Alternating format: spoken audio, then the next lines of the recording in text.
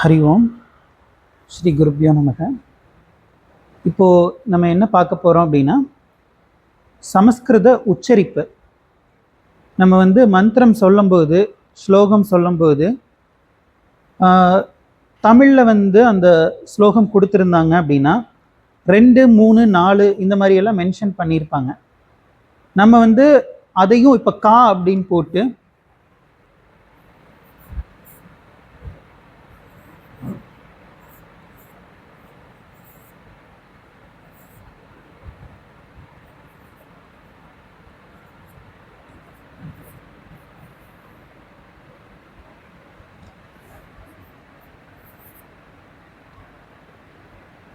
இப்போது இப்படி 3 இப்படி போட்டிருக்காங்க. நம்ம அதை உச்சரிக்கும் போது தெரியாமல் கா அப்படின்னே உச்சரிச்சிருவோம். ஆனால் அப்படி உச்சரிக்கக்கூடாது. சமஸ்கிருதத்தில் கா, சா, தா, டா இந்த மாதிரி எழுத்துக்கள் எல்லாம் 4 வகையான உச்சரிப்புகள் அதில் வரும். அந்த உச்சரிப்புகளை பற்றி மட்டும் நம்ம இப்போ பார்க்க போகிறோம். ஏன்னா அதுதான் நமக்கு ரொம்ப ரொம்ப முக்கியம். கொஞ்சம் மாற்றிட்டோம் அப்படின்னாலே அந்த வார்த்தையே மாறிடும், வார்த்தைக்கான அர்த்தம் மாறிடும். இந்த விஷயம் நிறைய பேருக்கு தெரியும், பேசிக்காக இருக்கிற சில பேருக்கு தெரியாது. ஸோ அதனால் இது ஒரு பேசிக் கிளாஸாக இருக்கும். சரிங்களா? இப்போது கா 4 கா இருக்குன்னு சொல்லி பார்த்தோம்.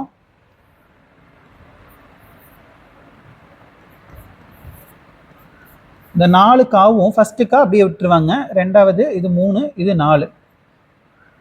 இது இப்படி வரும் கா,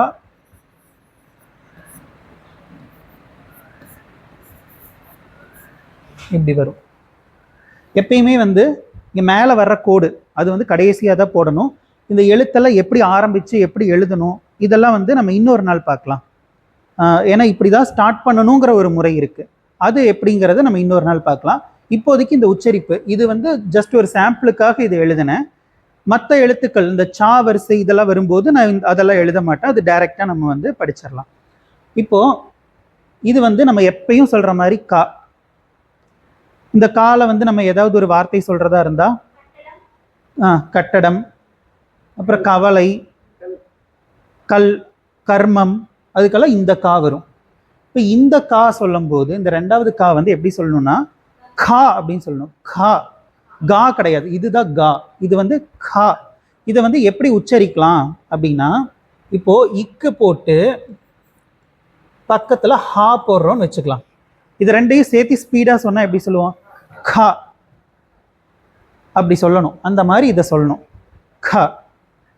சரி, ஹிந்தியில் காவோ அப்படின்னு சொல்லுவாங்க இல்லையா, கா. அதுவே கா அப்படின்னு சொன்னால் அது வேற. கா சொன்னால் பாடுன்னு அர்த்தம். கா அப்படின்னா பாடு, கா அப்படின்னா சாப்பிடு. சரிங்களா? இப்போ இது புரிஞ்சதா? இது எப்படி உச்சரிக்கணுங்கிறது புரிஞ்சதா? கா, இது கா அப்படின்னு உச்சரிக்கணும். அடுத்தது இது கா, கங்கை. அப்புறம் வேற என்ன இருக்கு? கவர்மெண்ட்டு. அதுவே கவர் அப்படின்னா இது. அதாவது தமிழ் வார்த்தைகள் இல்லை, டக்குன்னு ஞாபகத்துக்கு வந்தது, அதனால சொல்கிறேன். அப்புறம் வேற என்ன சொல்லலாம்? இந்த கா, கருடன், கணேஷ். சரிங்களா? அப்போ அந்த உச்சரிப்புக்கு ஏற்ற மாதிரி தமிழில் எல்லாத்துக்குமே நம்ம ஒரே கா போட்டுருவோம். பட் சமஸ்கிருதம் மற்ற லாங்குவேஜ் நம்ம பக்கத்து ஸ்டேட் போயிட்டாலே இந்த மாதிரி 4 எழுத்துக்கள் கட்டாயம் இருக்கும். மலையாளம், தெலுங்கு, கன்னடா எல்லா மொழிகள்லையும் இந்த மாதிரி இருக்கும். இப்போ இது உங்களுக்கு தனியாக சொல்லிக் கொடுக்கணும்னு இல்லை. இந்த மாதிரி இது உங்களுக்கு புரிஞ்சிருக்கும் இல்லையா? இப்போ ஃபஸ்ட்டு கா, அடுத்தது கா, அடுத்தது கா, அப்புறம் இது என்னவா இருக்கும்? கா. இதே மாதிரி தான் இங்கே மூணாவது இக்கு, ஹா, இது ரெண்டையும் சேர்த்து சொன்னால் எப்படி சொல்லுவீங்க? கா. ஸ்பீடாக சொல்லணும் அப்படின்னா கா, கா அப்படின்னு சொல்லணும். ஆமாம், கா. புரிஞ்சுதுங்களா? அப்போது நம்ம சமஸ்கிருத வார்த்தைகள் ஏதாவது ஒன்று பார்க்கலாமா? ஏதாச்சும் புக் இருக்குதாச்சு? இங்கே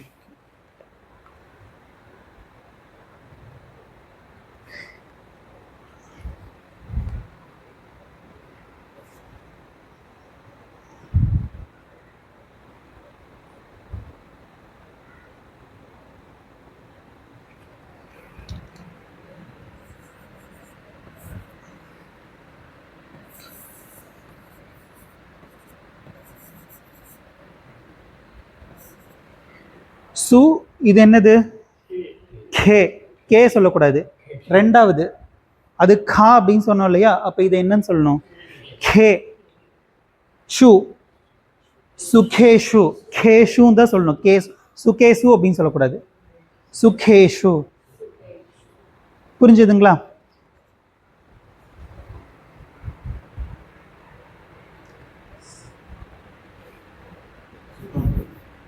சுகம்.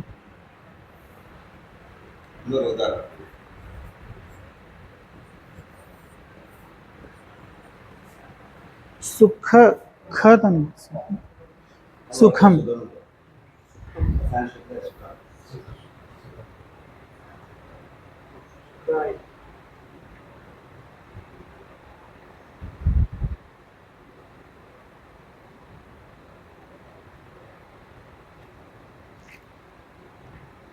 சரி, நம்ம இன்னும் சில ஆல்பபெட்ஸ் எல்லாம் பார்த்துட்டு அதுக்கப்புறம் வார்த்தைகளுக்கு போகலாம். அதுக்கப்புறம் நம்ம தமிழில் வந்து நான் இது சொல்லுவோம் இல்லையா, இது வந்து அதிகமாக வந்து சமஸ்கிருதத்துலேயும் சரி ஹிந்திலையும் சரி அதிகமாக இந்த எழுத்து யூஸ் ஆகாது, அதிகமாக வராது. அதனால அடுத்த எழுத்துக்கு நம்ம போயிடலாம். சா. சா. அடுத்து ஜா வரும்.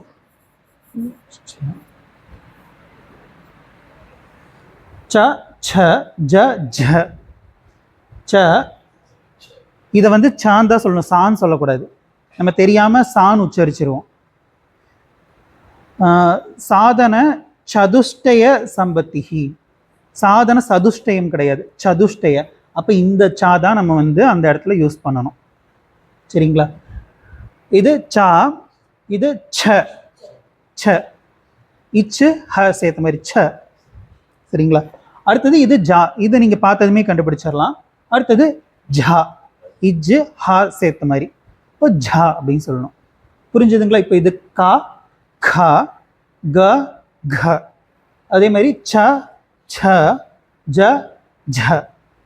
ஓகேவா? அதுக்கப்புறம் என்ன வரும்? ஞா. இதுவும் அதே மாதிரி அதிகமாக யூஸ் ஆகாத வார்த்தை, எழுத்து.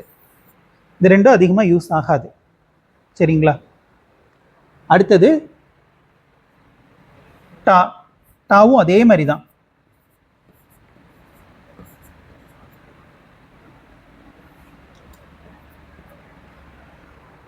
இது டா. அப்புறம் அடுத்தது என்னவா இருக்கும்? ட. அப்புறம் இது டா, வாடா போடான்னு சொல்லுவாங்க இல்லையா, அந்த டா. இது டா, டா அப்படின்னு சொல்லணும். சரிங்களா? டா டா டா டா. ஓகேவா? அதுக்கப்புறம் என்ன எழுத்து வரும்? தா. டா நா வருமே. ரெண்டு சொல்லி மூணு சொல்லினா, மூணு சொல்லினா இந்த எழுத்து சான்ஸ்கிரிட்ல யூஸ் ஆகும். அது வந்து இப்படி வரும், இப்படி வரும். சரிங்களா? அது நம்ம வந்து இந்த ஆல்பபெட்ஸ் தனியாக பழகுவோம், அப்போ பார்த்துக்கலாம். டாக்கு அப்புறம் டா நா, அதுக்கப்புறம் தா.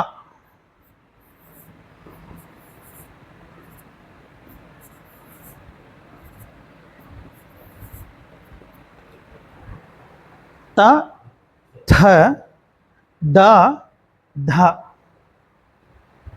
த த த த. அப்போ அந்த நம்பர் அவங்க கொடுத்துருக்கிறத பார்த்து நம்ம வந்து கரெக்டாக, இது இப்போ தர்மம் அப்படின்னு சொல்கிறோம், இதைத்தான் யூஸ் பண்ணணும். இது வந்து இந்த எழுத்து இப்படி வரும், தா வந்து இப்படி வரும். இதுவே தா வந்து இப்படி வரும். அப்புறம் இது வந்து இப்படி வரும். ஆமா, சாரி. அந்த ஸ்லோகத்துல தாத்தா அப்படின்னு சொல்லி தாத்தா அப்படின்னு சொல்லி வரும் இல்லையா, இது நெடில்ல வரும், அதனால அப்படி போட்டேன். அப்புறம் இந்த தான் வந்து இப்படி வரும். இதுவும் இதுவும் பார்க்கறது கிட்டத்தட்ட ஒரே மாதிரி இருக்கும். எங்க வந்து அது இங்க பாருங்க, சுழிச்சு விட்டு நம்ம இங்க வந்து கோடு போட மாட்டோம், இங்கே தான் கோடு போடுவோம். அதெல்லாம் நம்ம மறுபடியும் பார்க்கலாம். அப்போ இது வந்து ஞாபகம் வச்சுக்கணும். தா தா தா தா. தாமரை அப்படின்னா இது, அது தாமரை. இது வந்து தா வந்து எனக்கு தெரிஞ்சு தமிழ்ல இல்லை, எனக்கு தெரிஞ்சு வரமாட்டேங்குது. இது ஸ்தானம், அத்தை. ஆஹா இல்லை ஜி, தனி எழுத்தா வரும். ஆஹா, அது நிறைய பேர் என்ன நினச்சிக்குவாங்கன்னா இத்தா வர இடத்துல, அதாவது இத்து இப்படி வர்றதுக்கு பதிலா இதை யூஸ் பண்ணிக்கலாம்னு நினச்சிட்டு இருக்காங்க. அப்படி கிடையாது, அப்படி கிடையாது. இப்போ அத்தை அப்படின்னு சொல்றப்போ அந்த இத்தாக்கு பதிலாக இதை யூஸ் பண்ணிக்கலாம், அப்படி கிடையாது.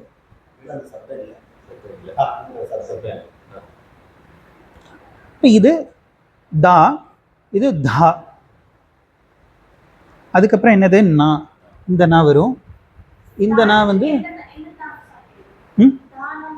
அதை நம்ம வந்து ஸ்லோகத்திலேருந்து மறுபடியும் சில வார்த்தைகள் எடுத்து நம்ம பார்க்கலாம். அதுக்கு முன்னாடி கொஞ்சம் சில அடிப்படையான வேர்ட்ஸ் எழுத்துக்கள் மட்டும் நம்ம பார்த்துட்டு அதுக்கப்புறம் வேர்ட்ஸுக்கு போகலாம். தா நா, அதுக்கப்புறம் என்ன வரும்? பா, பா, பா,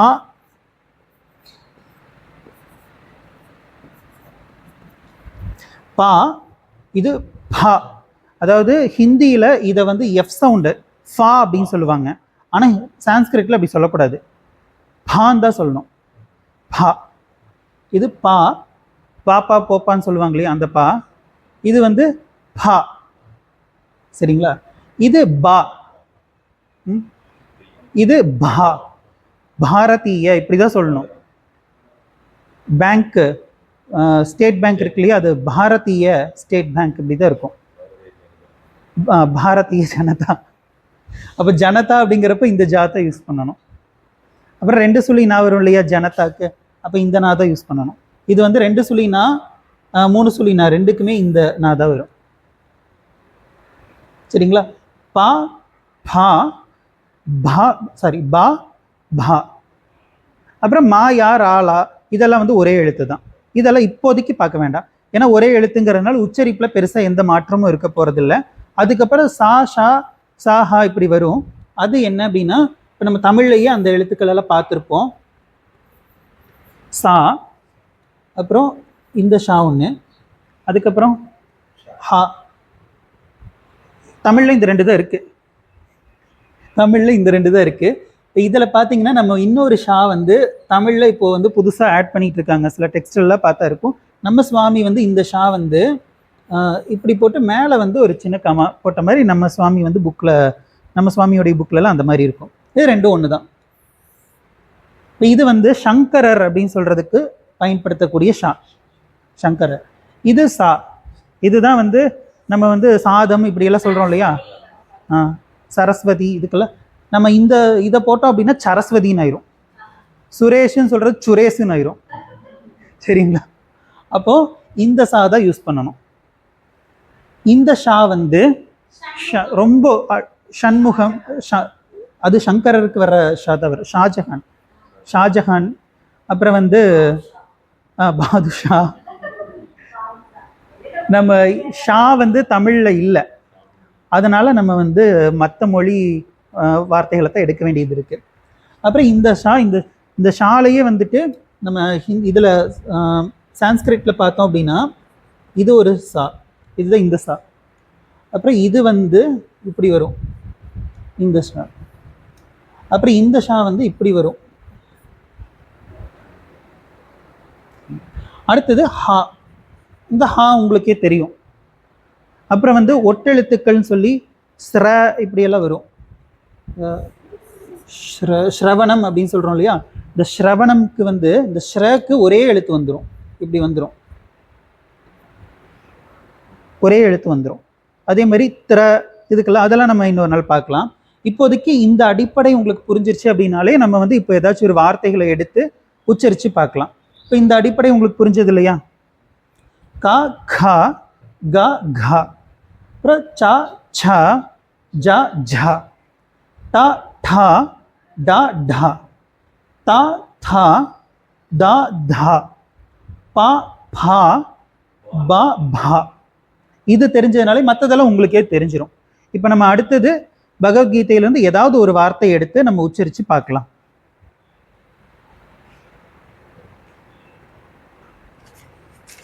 ஃபஸ்ட்டு ஸ்லோகமே நம்ம எடுத்துக்கலாம், நீங்கள் தான் உச்சரிக்கணும். அப்புறம் இன்னொரு முக்கியமான ஒரு எழுத்து இருக்கு, சமஸ்கிருதத்தில் அடிக்கடி யூஸ் ஆகக்கூடிய ஒரு எழுத்து ஷ. இது உங்கள் எல்லாருக்கும் தெரிஞ்ச எழுத்து தான். சரிங்களா? க்ஷ. சில பேருக்கு அது தெரிய மாட்டேங்குது. இப்போ ஃபஸ்ட்டு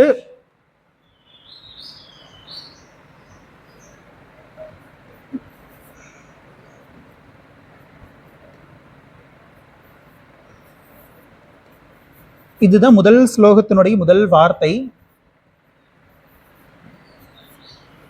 எப்படி உச்சரிக்கணும்? தர்மக்ஷேத்ரே கிடையாது. எப்படி சொல்லணும்? யாராச்சும் ஒருத்தங்க செந்தில்ஜி சொல்லுங்க. Very good. ராதாமா சொல்லுங்க. நோ, தா அப்படின்னு சொல்லணும். தர்மக்ஷேத்ரே தா வரணும். அதாவது இது ஹா இது சேர்ந்தா எப்படி வரும்? அது ஸ்பீடாக சொல்லணும் அப்படின்னா எப்படி வரும்? தா அப்படின்னு சொல்லுவோம் இல்லையா, அப்படி சொல்லணும். தர்மக்ஷேத்ரே. இதுன்னு சொல்லக்கூடாது. இது நமக்கு உச்சரிக்கும் போது இது கரெக்டாக வந்துடும். சில இடங்கள்ல தான் வந்து நமக்கு மிஸ்டேக் ஆகும். எங்கே அப்படின்னா, காலையில் வந்து ஏகஸ்லோகி பார்த்தோம் இல்லையா, ஏகஸ்லோகியில் வந்து பிரதி பாதிக்கம் அப்படின்னு சொல்லி வரும். அது வந்து நம்ம இப்போ பிரதீபா அப்படின்னா பிரதீபா அப்படின்னு சொல்லி சொல்லுவாங்க. பிரதீபா பாத வரணும். எழுதுறதா? ஓ, பிரதி பாதி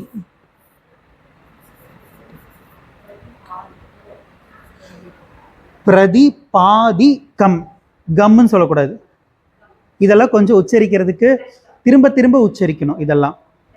இதெல்லாம் கொஞ்சம் ஈஸியான வார்த்தைகள். இப்போ இதுலயே நான் வேற ஏதாவது ஒரு வார்த்தை எடுக்கிறேன் பாருங்க.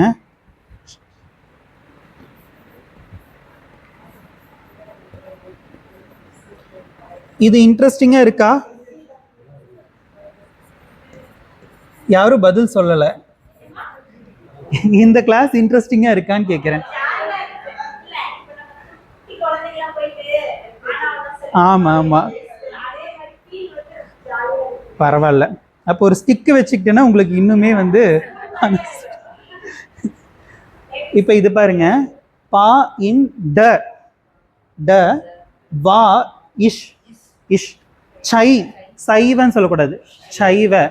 அப்போ பாண்டவாஷ் சைவ, பாண்டவாஷ் சைவ, பாண்டவாஷ் சைவ. இப்போ இதை வந்து சொல்றீங்க. யார் சொல்றீங்க? சிவகார்த்திகேயன் ஜி. இதை பார்த்துட்டே சொல்லுங்க. பாண்டவாஷ் சைவ, பாண்டவாஷ் இஷ் சைவ சைவ. அதை பார்த்துட்டே உச்சரிக்கணும். பாண்டவாஷ் பாண்டவாஷ் சைவ. இதெல்லாம் கொஞ்சம் கடினமா இருக்கும். ஆரம்பத்தில் அப்படித்தான் இருக்கும், போக போக வந்துடும். எல்லாருக்குமே அப்படிதான். சைவ சித்தாந்தம் அது சைவம். சைவம் சொல்லக்கூடாது, அப்புறம் சைன்னு சொல்லிடுவாங்க நம்மளை பார்த்து. இப்போ வேற யாராச்சும் இந்த வார்த்தையை உச்சரிக்கிறீங்க? யார் உச்சரிக்கிறீங்க? அவங்க ஹேண்ட் ரைஸ் பண்ணிட்டாங்க, அவங்களுக்கு தான் ஃபர்ஸ்ட் ப்ரிஃபரன்ஸ். பாண்டவாஷ் சைவ. இப்போ நீங்க சொல்லுங்க. பாண்டவாஷ் சைவ. சரி, புரிஞ்சதுங்களா? அடுத்த வார்த்தை பார்க்கலாமா?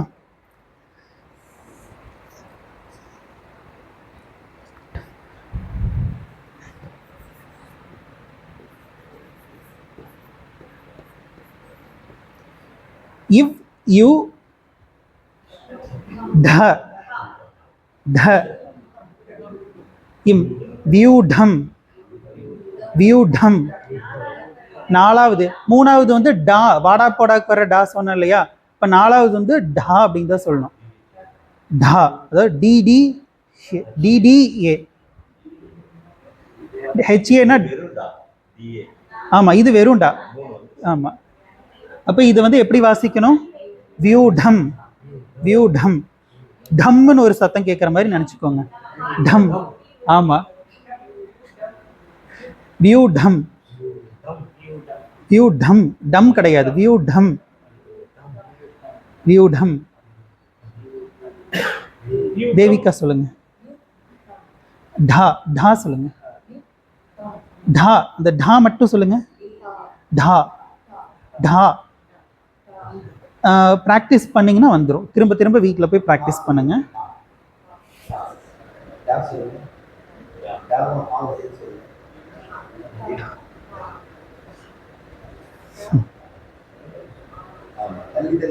ஆமா, டா, ஆமா, கரெக்ட். தொண்டையில இருந்து இப்படி வரணும், இதெல்லாம் நான் எப்படி சொல்ல முடியும்? நான் என்ன தொண்டைக்குள்ள கை விட்டு இப்படி சொல்ல?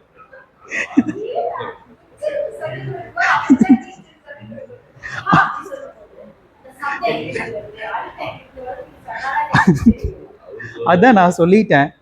டா பக்கத்துல ஹா, இது ரெண்டையும் ஸ்பீடா சேர்த்து சொல்லுங்க. டா, டா, வியூ டம்.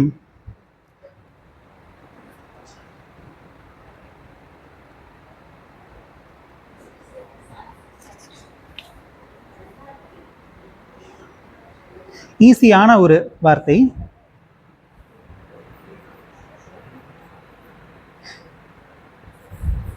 இந்த இதுக்கு வந்து என்ன சொன்னேன்? சங்கரர். இந்த எழுத்தை பார்த்தாலே நமக்கு ஆதிசங்கரர் ஞாபகம் வந்துடணும். இந்த எழுத்து பார்த்தாலே இந்த எழுத்தே சங்கரர்னு நினைச்சுக்கோங்க. சரியா?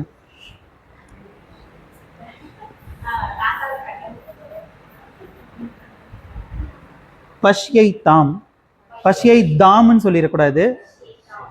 பஷ்யை தாம், தாம்.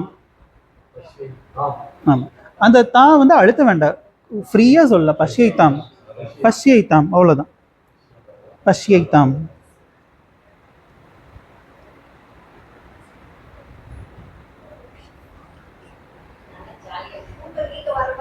யாருக்கு வராது? ஆமா ஆமா, யாருக்காச்சும் தூக்கம் வருதுன்னா இந்த மாதிரி கிளாஸ் எடுத்துடலாம். சரி,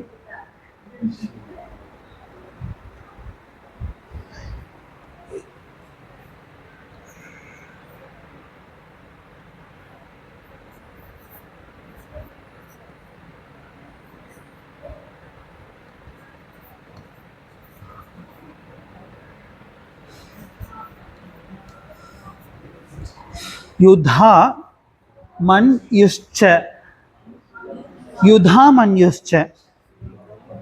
யுதா, யுதான்னு சொல்லக்கூடாது, யுதா, யுதா. அதாவது இது ஃபர்ஸ்ட் டைம் இந்த மாதிரி உச்சரிக்கிறீங்க அப்படின்னா ரொம்பவே சிரமமாக இருக்கும். அதனால நமக்கு வரலையோ, மற்றவங்கெல்லாம் சொல்கிறாங்களே, இந்த மாதிரி நினச்சிக்க வேண்டாம். திரும்ப திரும்ப அது என்ன சொல்லுவாங்க, செந்தமிழும் நாப்பழக்கம் அப்படின்னு சொல்லுவாங்க இல்லையா, சமஸ்கிருதமும் நாப்பழக்கம் தான். சரி, எல்லா மொழியும் அப்படி தான். அதனால யதா மன்யுஷ்ச, யதா, யதா மன்யுஷ்ச.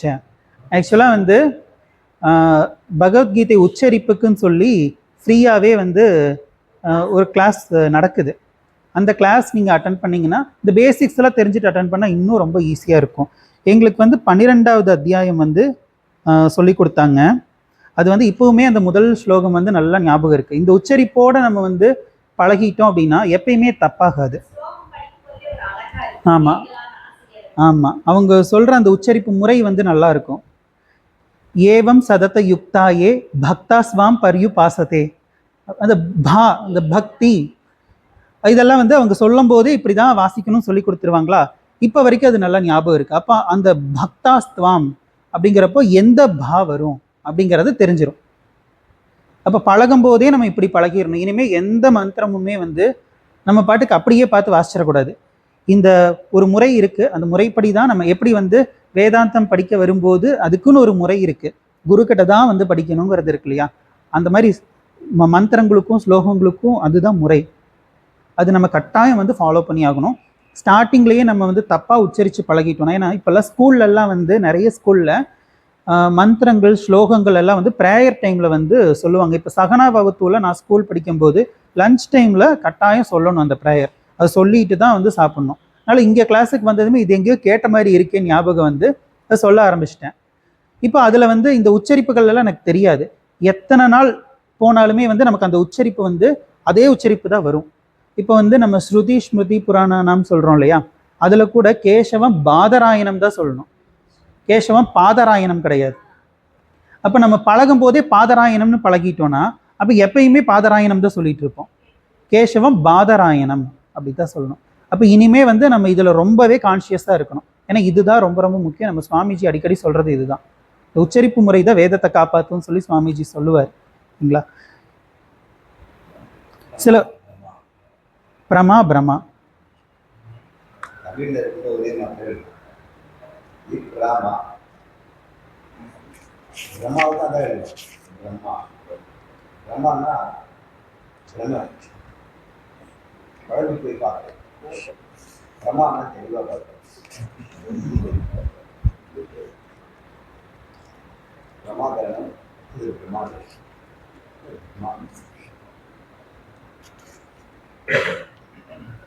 இப்போ ஒரு முக்கியமான ஒரு வார்த்தை,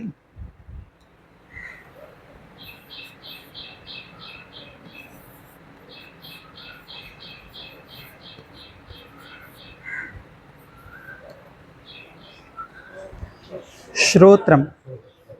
ஸ்ரோத்ரம் பிரம்மனிஷ்டம் அப்படின்னு சொல்லுவோம் இல்லையா. ஸ்ரோத்ரம், ஸ்ரோன் தான் சொல்லணும்.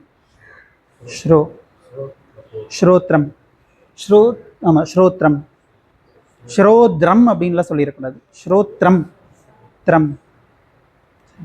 அப்போ இனிமே வந்து ஸ்ரோத்ரிய அப்படி சொல்லும்போது ஸ்ரோன் தான் சொல்லணும். ஸ்ரோ அப்படின்னு சொல்லக்கூடாது. ஸ்ரோத்ரம் அப்படின்னு சொல்லிடக்கூடாது. ஸ்ரோத்ரம். ஏன்னா இது நம்ம அடிக்கடி பயன்படுத்தக்கூடிய வார்த்தை.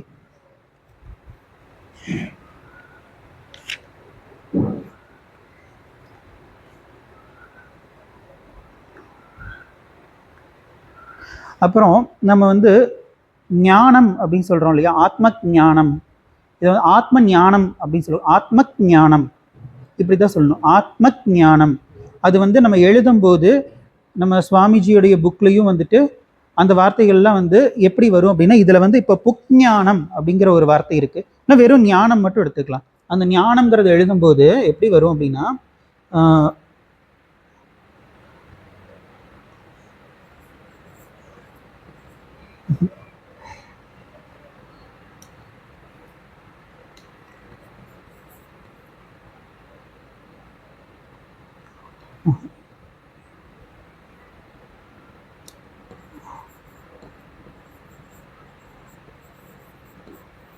இப்படி தான் இருக்கும்.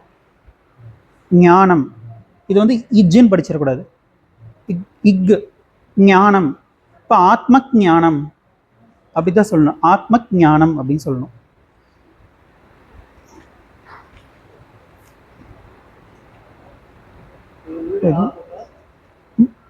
அஜ்ஞானம், விஞ்ஞானம். விஞ்ஞானம் அப்படின்னு சொல்லக்கூடாது, விஞ்ஞானம். இப்போ ஞேயம் அப்படின்னு சொல்லி ஸ்டார்ட் ஆகுது. இதில் பார்த்தீங்கன்னா இப்படி தான் 13வது அத்தியாயத்தில் 12வது ஸ்லோகம். 13, 12 நம்பர் ஈஸியாக இருக்கும், ஞாபகம் வச்சு நீங்கள் போய் பார்க்கணும் வீட்டில். ஞேயம் அப்படின்னு சொல்லி இருக்கு. வெறும் ஞேயம் அப்படின்னு சொல்லிடக்கூடாது, அந்த இக்கு சவுண்டு வந்து தெரியணும். இஜ்ஞேயம் அப்படின்னு சொல்லிடக்கூடாது, இஜ்ஞேயம் அப்படின்னு சொல்லிடக்கூடாது. ஞேயம் இக்கு சவுண்டு வந்து வரணும். இக்ஞேயம் ஞேயம் அப்படி சொல்லணும். புரிஞ்சுதுங்களா? இதெல்லாம் வந்து நீங்கள் ஸ்லோகங்களில் பார்க்கும்போது இதை ஞாபகம் வரணும். ஞானம் வந்து எப்பயுமே நம்ம இப்படித்தான் எழுதி பழகணும். இனிமே வெளியே வேற எங்கேயாச்சும் எழுதுறதுன்னா அது வேற. இங்கே நம்ம வந்து வேதாந்தம் படிக்கும்போது ஆத்ம ஞானம் அப்படின்னு சொல்லி வரும்போது கட்டாயம் இப்படி தான் எழுதி ஆகணும். சரிங்களா?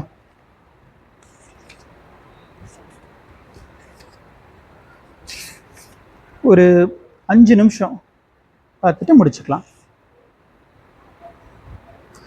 அப்புறம் இன்னொரு முக்கியமான ஒரு வார்த்தை,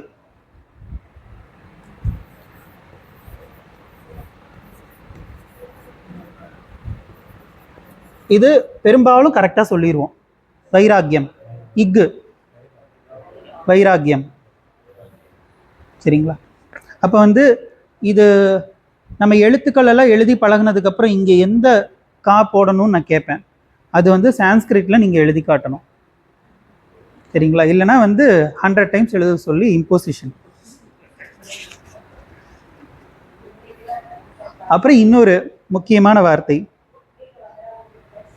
இது கொஞ்சம் கஷ்டமா இருக்கலாம், ஆனா சின்ன வார்த்தை.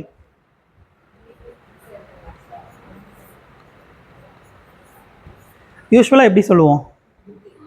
புத்தி அப்படின்னு சொல்லுவோம். தப்பு.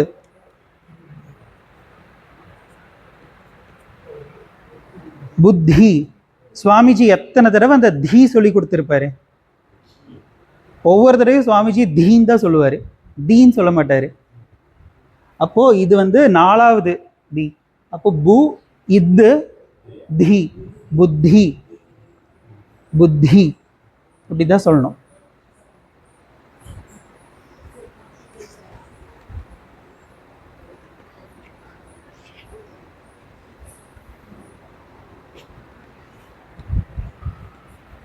இந்த வார்த்தையும் நம்ம வந்து அடிக்கடி யூஸ் பண்ணுவோம். எப்படி சொல்லுவோம்? இப்போ கரெக்டாக சொல்லணும். ஒரு நிமிஷம். எப்படி சொல்லணும்? பக்தி, பக்தின்னு தான் சொல்லணும்.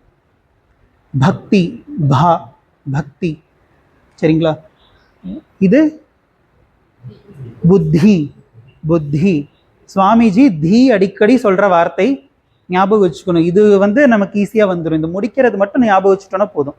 அந்த தீங்கிறது ஞாபகம் வச்சுட்டோன்னா போதும், புத்தி அப்படிங்கிறது நமக்கு ஆட்டோமேட்டிக்காக வந்துடும். சரிங்களா? அப்புறம் பக்தின்னு தான் சொல்லணும். பக்தி, பக்தி அப்படின்னு சொல்லக்கூடாது, பக்தி.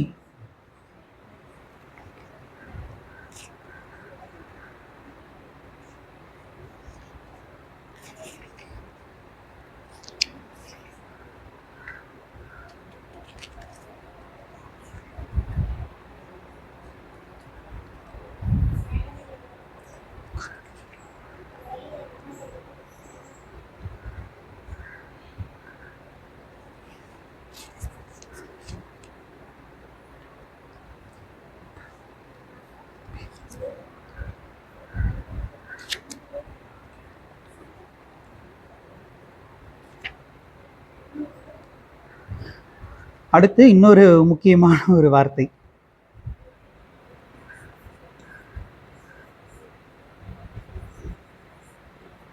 இதை நம்ம வந்து யூஸ்வலாக எப்படி சொல்லிட்டு இருக்கோம்னா பிரம்மம் அப்படின்னு சொல்லிட்டு இருக்கோம். பிரஹ்ம, இஹ், பிரஹ்ம. பட் நம்ம சொல்லும்போது, மற்ற இடங்கள்ல சொல்லும்போது ஓகே பிரம்மம் சொல்லிக்கலாம், நமக்குள்ளேயே பேசிக்கும் போது கூட பிரம்மம்னு சொல்லிக்கலாம். உச்சரிக்கும் போது ஸ்லோக வடிவத்தில், மந்திர வடிவத்தில் உச்சரிக்கும் போது பிரஹ்ம அப்படிதான் சொல்லணும். சரிங்களா? பிரஹ்ம.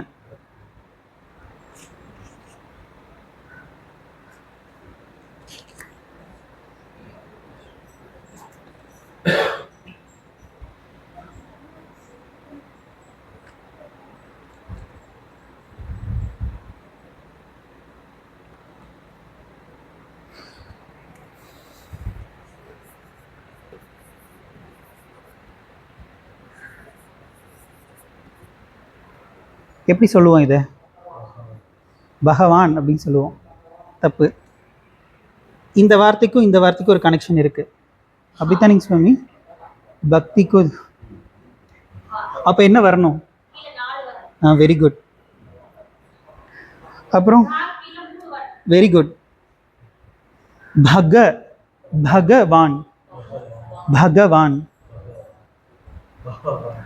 பக, ஹ வரக்கூடாது, பக, பக, பகவான். ஸ்டார்டிங்ல கொஞ்சம் கஷ்டமா இருக்கும், போக போக வந்துடும். ஓ, பேசாம அடுத்த கிளாஸ் இவங்க 2 பேரையும் வந்து எடுக்க சொல்லிடலாம். சரி, நம்ம இதோட முடிச்சுக்கலாங்களா? அடுத்த வாரம் வந்து நம்ம எழுத்துக்கள் வந்து எப்படி எழுதணும், எல்லா எழுத்துக்களையும் பார்க்க போறோம். என்ன பண்றீங்க அப்படின்னா, ஒரு எழுத்துக்கு ஒரு பேஜ் முழுசா எழுதணும். அந்த பேஜ் ஃபுல்லா எழுதணும். அப்படியெல்லாம் எழுதி தான் நான் பழகினேன். சில எழுத்துக்கள் நமக்கு தெரியும். இப்போ ஆ வந்து நமக்கு தெரியும். ஆ இப்படி போட்டு இப்படி போடுறோம் இல்லையா? இதெல்லாம் வந்து நமக்கு தெரியும். ஸோ தெரிஞ்சதையே திரும்ப திரும்ப எழுத வேண்டியதில்லை. எது தெரியாதோ அது அந்த உச்சரிப்போட திரும்ப திரும்ப ஒரு பேஜ் ஃபுல்லாக எழுதணும். இது ஹோம்ஒர்க் கட்டாயம் பண்ணிட்டு வரணும். டீச்சர் ஸ்கூலில் எப்படி சைன் போடுவாங்க அந்த மாதிரி நான் சைன் போடுறேன். கட்டாயம் எழுதிட்டு வரணும். ஒரு நோட்டு போட்டுருங்க. சரிங்களா? அப்போ தான் நம்ம வந்து உச்சரிக்க முடியும் கரெக்டாக. நம்ம சுவாமிஜிக்காகத்தான் இது பண்ணுறோம். நம்ம சுவாமிஜிக்காக பண்ணுறோன்னு நினச்சி பண்ணால் கட்டாயம் எழுதுவீங்க. ஏன்னா நம்ம வந்து ஆன்லைனில் நம்ம கிளாஸ் வந்து ரெக்கார்ட் ஆகிட்டு இருக்கு. அது வந்து அப்லோட் பண்ணி போடும்போது 4 பேர் பார்ப்பாங்க. அப்படி பார்க்கும்போது என்னடா இந்த ஸ்டூடெண்ட்ஸ் வந்து உச்சரிப்பு கரெக்டாக உச்சரிக்க மாட்டேங்கிறாங்களே அப்படின்னா அது என்ன சொல்லுவாங்க, நம்ம ஆத்ம வித்யாலயத்தில் ஸ்டூடெண்ட்ஸ் இப்படி தான் இருக்காங்கங்கிற மாதிரி ஒரு பேர் வந்துடும்ல. அதுக்கு நம்ம காரணமாக இருக்கக்கூடாதுல்ல. நம்மளால் முடிஞ்ச ஒரு சின்ன ஒரு உதவி தான் இது. உதவி கிடையாது, நன்றி கடன் இல்லையா? அதனால் இதை கட்டாயம் நம்ம செய்யணும். சரி, இதோட நம்ம நிறைவு செய்யலாம்.